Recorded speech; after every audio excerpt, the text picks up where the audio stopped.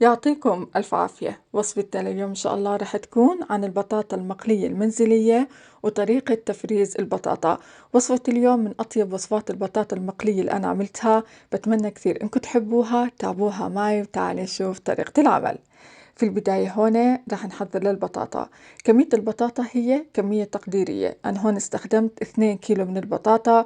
الأفضل إنه نستخدم البطاطا اللي بيكون لونها فاتح، هي المناسبة للقلي.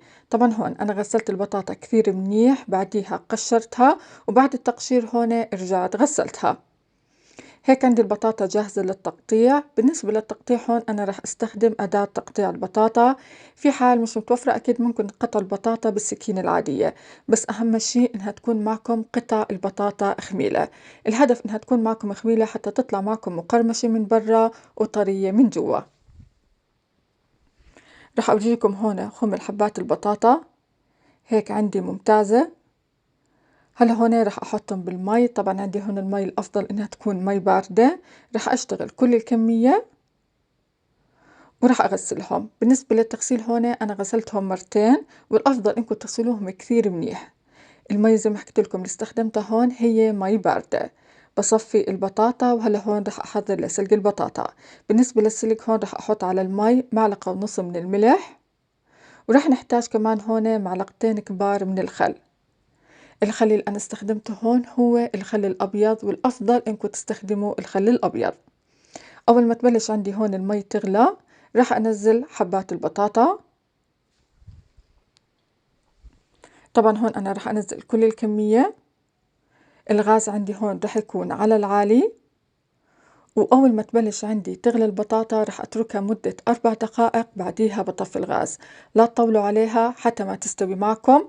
هون الهدف إنه بدنا إياها تستوي ربع الاستواء.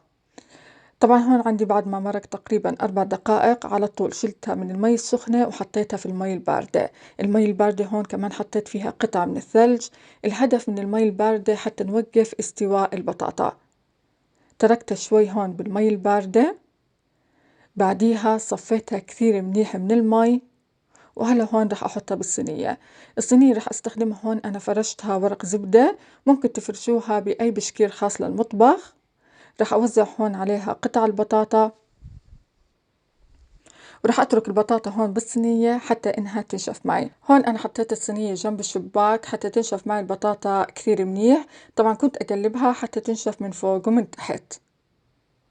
الخطوة اللي بعديها هون رح أستخدم علبة، طبعا إلها غطا العلبة. في حال مش متوفرة ممكن تستخدموا أي كيس أنتو بدكم إياه. رح أحط هون كمية منيحة من البطاطا، ورح أحط معلقتين كبار من النشا. بسكر العلبة، بحرك البطاطا كثير منيح حتى يتوزع النشا على كل حبات البطاطا. زي ما حكيت لكم ممكن تستخدموا أي كيس عندكم في البيت. راح أورجيكم إياها. رجعت هون حركتها شوي، وراح أرجع هون أحط البطاطا بالصينية. طبعا بهاي المرحلة إذا حبيتوا تفرزوا البطاطا، هيك عنا البطاطا صارت جاهزة إنكم تفرزوها. بندخل الصينية مثل ما هي على الفريزر، وأول ما تبلش عنا تجمد حبات البطاطا بعبيها في أكياس.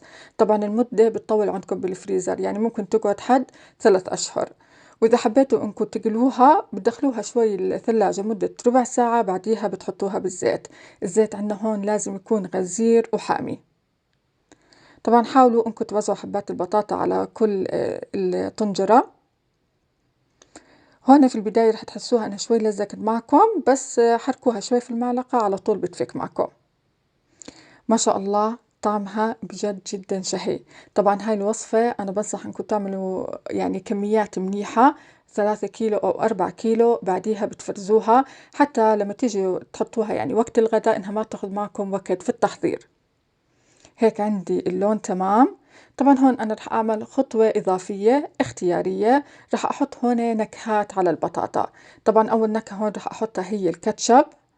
رح أحط هون كمية كثير بسيطة، تعطي نكهة كثير طيبة للبطاطا.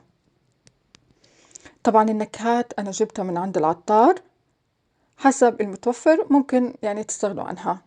هون حطيت كمان التوابل الخاصة للبطاطا. والأفضل لما تيجي توزعوا التوابل إن تكون معكم البطاطا سخنة. آخر إشي هون رح أحط بودرة الجبنة. طبعا هاي التوابل هي نفسها اللي بحطها مع البشار. قدمت جنبها الكاتشب والمايونيز، ما شاء الله طعم البطاطا بجد أكثر من رائع. هاي وصفتنا لليوم، بتمنى إنها عجبتكم، وبتمنى كمان إنه الفيديو عجبكم. إذا عجبتكم الوصفة وعجبكم الفيديو ما تنسوا دعم القناة والاشتراك فيها، ويعطيكم ألف عافية. معكم علا طشمان من قناة أطيب الوصفات يمي.